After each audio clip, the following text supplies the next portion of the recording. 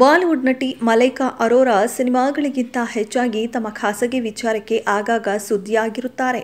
ಅದರಲ್ಲೂ boy friend Arjun Kapoor ಜೊತೆಗಿನ ಸಂಬಂಧದಿಂದ ಮಲೈಕಾ ಸದ್ದು ಮಾಡಿರುತ್ತಾರೆ. ಹೋದಲ್ಲಿ ಬಂದಲೆಲ್ಲ ಕೈ ಹಿಡಿದುಕೊಂಡು ಸುತ್ತಾಡುತ್ತಿದ್ದ ಜೋಡಿ ಹಕ್ಕಿಗಳು ಏಕಾಏಕಿ ಬೇರೆ ಬೇರೆಯಾಗಿದ್ದಾರೆ ಎಂಬ ಸುದ್ದಿ ಕೇಳಿ ಬಂದಿತ್ತು.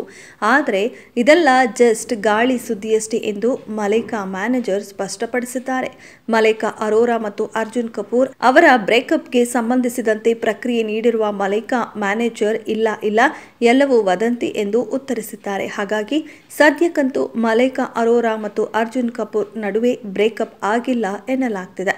ಸೆಲೆಬ್ರಿಟಿಗಳ ನಡುವೆ ಪ್ರೀತಿ ಪ್ರೇಮ ಚಿಗುರುವುದು, ಮದುವೆ ಆಗುವುದು, ಬ್ರೇಕಪ್ ವಿಚ್ಛೇದನ ಆಗುವುದು ತುಂಬಾನೇ ಕಾಮನ್. ಹಾಗಾಗಿ ಪದೇ ಪದೇ ಇಂತಹ ಗಾಸಿಪ್ಗಳು ಕೇಳಿ ಬರ್ತಾನೆ ಇರ್ತವೆ.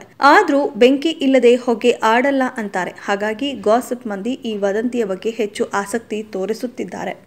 ಆದಷ್ಟು ಬೇಗ ಸ್ವತಃ ಮಲೈಕಾ ಅರೋರಾ ಅಥವಾ ಅರ್ಜುನ್ ಕಪೂರ್ ಅವರಿಂದಲೇ ಸ್ಪಷ್ಟನೆ ಸಿಗಲಿ ಎಂದು ಫ್ಯಾನ್ಸ್ ಕಾದಿದ್ದಾರೆ.